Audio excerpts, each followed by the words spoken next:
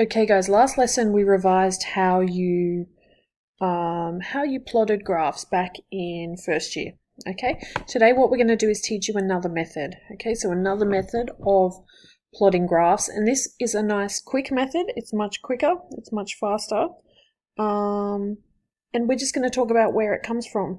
Okay, so what we're going to do first is we're going to just plot a normal graph first. Okay, so we're going to do one the old way, then we're going to look more closely at it. Okay, so let's say we have y equals 2x minus 3. Okay, so let's say this is our graph and I've asked you to plot it. Okay, we know that the first thing we need to do is make an xy table. Okay, we talked in the last video about how we always use 4 points. So minus 2, 0, 1, and let's just make it 2 for the last one. Okay, you can choose anything, but these ones make sense. Okay, now we're now going to substitute each of these x values into our function in order to find our y values. So let's do that. So if, and I'm going to do this quickly because otherwise I'll run out of time in the video. If x equals 0, start with an easy one. Y equals 2 times 0 minus 3, which equals, save some space, 0 minus 3, so we get minus 3. If x equals 1, y equals 2 times 1 minus 3, 2 times 1 is 2 minus 3, which gets us minus 1. If x equals 2, y equals 2 times 2 minus 3, which is 4 minus 3, which equals 1. Okay, and if x equals minus 2, y equals 2 times minus 2 minus 3, which is equal to minus 4 minus 3, which equals minus 7. Okay, so we now have some coordinates, and so we can graph these on a coordinate plane. Now I've already made one here. Please make sure that you don't forget anything on your coordinate planes, so you need to make sure that you include your x and y, that your scales are even, and you can see I always write my scales below the line and to the left of the y-axis. Okay, so below the x-axis to the left of the y. All right, so we're graphing these points up here. So our first point that we're looking at is, I like to start with that 0, 1, so 0 minus 3. So 0 means we're looking at on the y-axis, and minus 3, so down here. Our next one is 1 minus 1, so 1 on the x-axis, minus 1 on the y. 2, 1, so 2, 1 is going to be here. And minus 2, minus 7, so minus 2 and all the way down to minus 7. Okay, and now we can draw a line through these points, and you'll notice that I will always use a line that has arrows on the end. Okay, and I do that because this means that our line goes on forever. Okay, these lines aren't just ending just because our graph does. Okay, they do go on forever, so we need to include that. Okay, once you've done that, we can label it. So we had y equals 2x minus 3. Okay, now when we talk about linear functions, and this is a linear function, it's a straight line, okay, we have what we call the general form. Okay, so the general form of a linear function is y equals ax plus b. Okay, and a and b change values. Okay, so you can see in this example that we've got here, a is 2, okay, and b is, in this case, minus 3. All right, so these are our a and our b values for this particular line. Every line will have its own a and b values. All right, now what we want to do is we want to find what relationship we can actually get from this graph to make it easier for us to do this. And so what I want to do is firstly talk to you about what this A and this B means. Now, I always start with the B, because B is the easiest one. B is the y-intercept.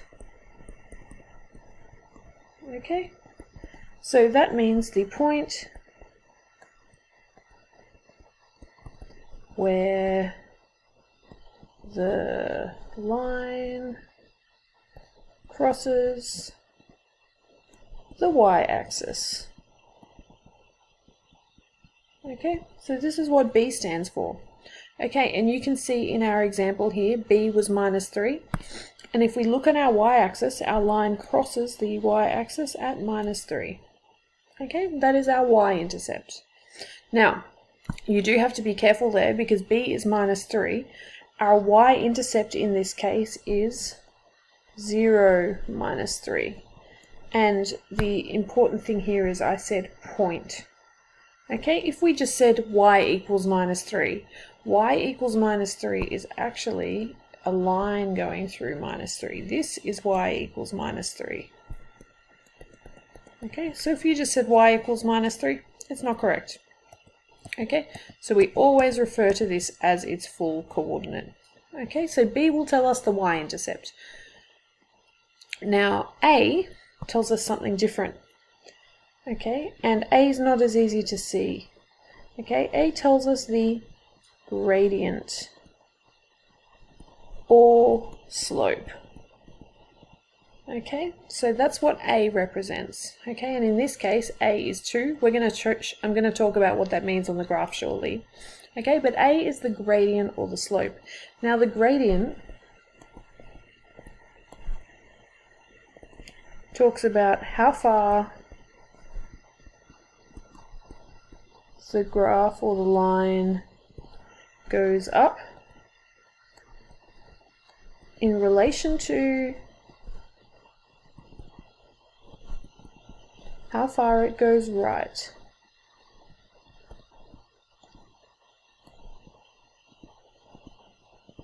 Okay, now we're not going to bother learning that. Alright, that's a big sentence for you to learn. You don't need to learn it. The trick I always teach people to learn is that gradient, helps if I can spell it right, gradient, or slope if we want to call it, is equal to rise over run. Okay, I want you to be able to say that in your sleep. Rise over run. Gradient is rise over run. Alright, because this will help you to remember how it works. Because what do you do if you rise? If you rise, if I say to you, everybody rise, you're going to stand up. So rise is up, and you can see that we said it's how far the line goes up in relation to the run. So rise over run. If you run, you go forward. Okay, so how far you go towards the right. Now, as I said, in this graph we said that the gradient was 2. So in this graph, A is the gradient. Is the gradient, which equals the rise over the run, which equals, in this case, 2. Now, rise over run, that's a fraction. Okay? So when we talk about the rise over the run, we have something over something. 2 is not over anything at the moment. So we want to make it look like a fraction. Okay? Now, to make 2 look like a fraction, we can also write it as 2 over 1, because 2 divided by 1 is still 2. Okay, so what you can see then is that we will rise 2 every time we run 1. Okay, so let's have a look at what that means on our graph. So when we're calculating this, or when we're going to draw this, we always start at that y-intercept point, the one that we calculated from B. And in this case, we're going to rise 2, so we go up 2 spots. Okay, and then we're going to run 1, so we're going to go forward 1. And you can see we get that next point here. Okay, let's try it again. If we go up 2, so we rise 2, 1, 2, and then run 1. We're still on the line. Okay, rise 2, so 1, 2, run 1, still on the line. So you can see this tells us that gradient of the line. Okay, because this is 2, this is 1, every single time. Okay, so this is what we call the gradient. Now, this makes it actually really easy to graph a new line, because I can say to you, I want you to graph y equals x minus 3. Okay, we'll make it minus 2 because we just did a minus 3 one. Alright, and we're going to start doing all of these on the same axis, but I'm just going to put it up here first. So let's look at y equals x minus 2. Okay, so we know that b is equal to minus 2. So that means our y-intercept is going to be 0, minus 2. Okay, so we just put a mark at that minus 2 spot. Okay, a is equal to the gradient. Always good to write this out, which is rise over run. And in this case, our a is, remember there's actually a secret 1 here that we don't write. So it's actually 1. Okay, 1 is not a fraction, so if it's not a fraction, we're going to write it as 1 over 1. Okay, and now we can try plotting this. So for every time we rise 1, we're going to run 1. So we rise 1, run 1, put a mark. Rise 1, run 1, put a mark. Okay, and you can keep doing that. You only actually need to do it once, but I do like to do it a couple of times. Then we can just draw our line through those points. Okay, and this gives us a graph of y equals x minus 2. Okay, we can do another one. Just going to move these calculations because that's not the best place for them. I'll put them down here. Alright, let's try another one before we run out of time. So let's do y equals, let's make it harder. We'll make it minus 3x plus 4. Okay, so we know that b is equal to 4. So we have a y-intercept of 0, 4. So that means we can put a mark at 4. Now our gradient, so a equals the gradient, which is equal to the rise over the run, and in this case it's equal to minus 3. Now, minus 3 is again not a fraction, so we want to make this into a fraction by dividing it by 1. Okay, now we said here rise is minus 3 and run is 1. Now that minus makes it a little bit different. If normally we have a rise and we go up, if it's positive, then if it's negative, instead of rising, we're just going to drop. Okay, so from the 4, instead of rising 3, because it's negative, we're going to drop 3, because the opposite of rising is to drop. So we're going to drop 3, so 1, 2, 3, and we're still going to run 1. Okay, so drop 3, 1, 2, 3, run 1. Okay, and you should see then that again, we get this lovely line that will pass through all these points.